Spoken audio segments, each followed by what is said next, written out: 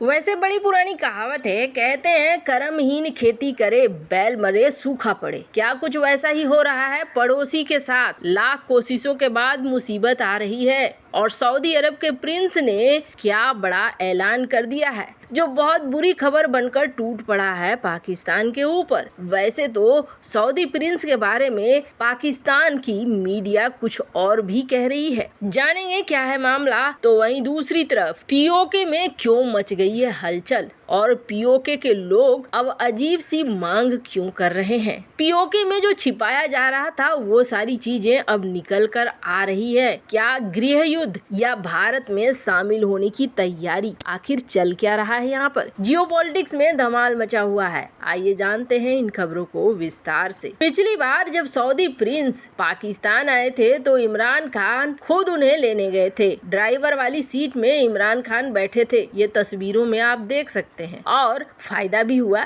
ऐसी बात नहीं है। इमरान खान और सऊदी प्रिंस के रिश्ते बहुत अच्छे बताए जाते हैं, आज भी बताए जाते हैं। ये अलग बात है कि पाकिस्तान की राजनीति में बहुत कुछ चल रहा है और सऊदी प्रिंस शायद दूर से इस मामले में बहुत ज्यादा दखलंदाजी नहीं देना चाह रहे हो, पर सऊदी प्रिंस ने उस समय भी पाकिस्तान के लिए कई बड़े खजाने खोले थे। सऊदी और पाकिस्तान, इनका रिश्ता बहुत पुराना है। जब पाकिस्तान बना था तो सबसे पहला देश सऊदी अरब था जिसने इसे मान्यता भी दी थी, साथ ही साथ सहायता भी दी थी। लेकिन कहते हैं ना, गोईठे में घी देने से क्या होता है, गोईठा तो गोईठा ही रहेगा। वही चीज हुआ, इतने सारे पैसे का सही तरीके से इस्तेमाल नहीं हो पाया। अब कहा जा रहा है कि G20 मीटिंग के लिए सऊदी अरब के प्रिंस भारत आ रहे हैं और भारत आने के बाद इनका यहाँ पर भारत दौरा शुरू होगा 11 सितंबर से। 9 से 10 G20 रहेगा और उसके बाद 11 से इनका भारत दौरा शुरू होगा। अब सवाल उठाएंगे पड़ोसी कि आखिर भारत दौरा क्यों हो रहा है, तो आपको बता दें, भारत दौरा इसलिए हो रहा है क्योंकि अब बहुत ज्यादा व्यापार सऊदी अरब से भारत का बढ़ गया है और सऊदी अरब में भी भारत ने $2 बिलियन के ऊपर निवेश किया है, तो वहीं भारत में सऊदी अरब ने $3 बिलियन का निवेश किया है। दोनों ही देश अब कई चीजें एक साथ लेकर आगे बढ़ रहे हैं। भारत के विदेश मंत्री एस जयशंकर ने सऊदी दौरे के दौरान क्राउन प्रिंस को भारत आने का न्योता दिया था। भारत सऊदी अरब के साथ मिडिल ईस्ट में आगे बढ़ना चाहता है, ये किसी से छिपा हुआ नहीं है। लेकिन ये भी तय था कि अगर भारत पहुंचते हैं सऊदी अरब के प्रिंस तो ये पाकिस्तान जरूर जाएंगे। हाल फिलहाल में जनरल असीम मुनीर भी उनसे मुलाकात करने के लिए पहुंचे थे, पर अभी G20 के बारे में तो कुछ पता नहीं है। फिलहाल के लिए यही माना जा रहा है कि G20 की यात्रा सऊदी अरब के प्रिंस करेंगे और उसके बाद उनकी राजकीय यात्रा शुरू होगी। लेकिन पाकिस्तान की पत्रिका है द नेशन, उनका ये कहना है कि सऊदी अरब के प्रिंस नहीं आ रहे हैं पाकिस्तान और उन्होंने डिले कर दिया है, देर कर दिया है,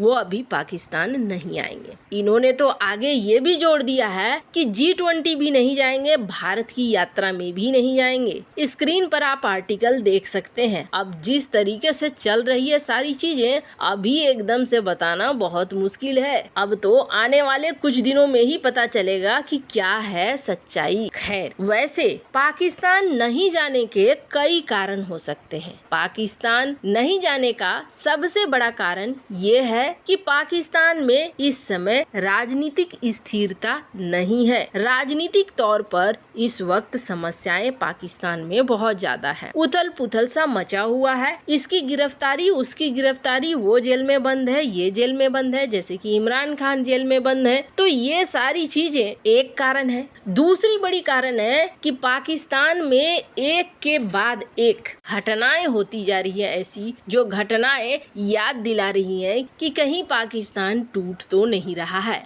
ऐसा कहने का एक बड़ा कारण है पीओके, जहां पर पाकिस्तान ये दिखलाने की कोशिश करता था कि पीओके में सब कुछ अच्छा है, वहां पर चीजें सही नहीं दिख रही है। पीओके और गिलगिट बाल्टिस्तान, ये दो जगह पे इस वक्त बहुत सारी समस्याएं चल रही हैं। पहली बात तो ये है कि कई दिनों से यहाँ पर पानी, गैस और बिजली की किल्लत चल रही है और बिजली महंगी होने से घरों में अंधेरा छाया हुआ है। तो इतना ही नहीं, अब स्थिति ऐसी हो गई है, स्क्रीन पर आप देख सकते हैं, ये एक शख्स है जो कि इस वक्त इतनी सारी भीड़ को जमा किए हुए है और इस भीड़ को वो क्या कह रहा है, इस भीड़ को कह रहा है कि तुमने अगर हमारी बात नहीं मानी तो फिर यहाँ पर सिविल वॉर हो सकता है। आपको बता दें, ये कह रहा है कि जिसे तुमने पकड़ा है उसे छोड़ो वरना स्थिति बहुत खराब हो जाएगी। अब स्क्रीन पर आप देख सकते हैं इस वीडियो को, जिस वीडियो में ये शख्स ये कहता हुआ सुनाई दे रहा है। अब सबसे बड़ी बात ये है कि ये कह रहे हैं कि हम कारगिल के लिए अपना दरवाजा खोल देंगे और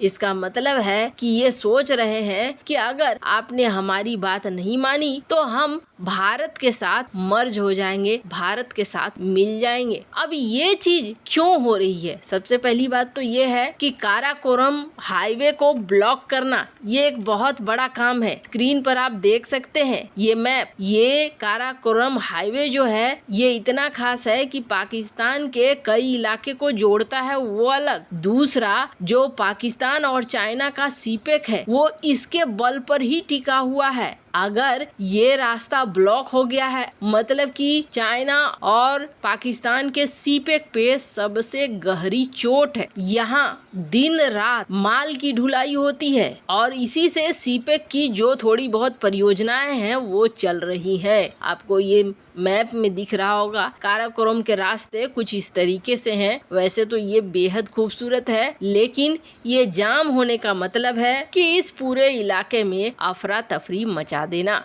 अभी पीओके के निवासी ऐसा कर क्यों रहे हैं और भारत में मर्ज होने की धमकी क्यों दे रहे हैं? तो कहा जा रहा है कि इनके एक लीडर को पकड़ लिया गया है और इनका जो लीडर है उसके ऊपर इस निंदा के आरोप लगा दिए गए हैं और इस निंदा के आरोप की वजह से हो सकता है जिस तरीके से प्रावधान है पाकिस्तान में कि कहीं मृत्यु दंड न दे दिया जाए। अब ऐसे में ये शख्स रिहाई की मांग कर रहा है। स्क्रीन पर वियोन की रिपोर्ट आप देख सकते हैं और ये सबसे बड़ी मुसीबत बन रही है पाकिस्तानी सरकार के लिए। पाकिस्तानी सरकार पीओके को कंट्रोल करने के लिए काफी कुछ कोशिश कर रही है और सिर्फ पाकिस्तान ही नहीं बल्कि चाइना भी चाहता है कि हर हाल में यहाँ पर ये सारी चीजें रुके। पर पीओके का स्कार्दू ये आजकल बहुत ज्यादा चर्चा में है क्योंकि ये भीड़ जो आप देख रहे हैं ये भीड़ बहुत बड़ी भीड़ है। इतनी बड़ी भीड़ को इकट्ठा करना इसका मतलब है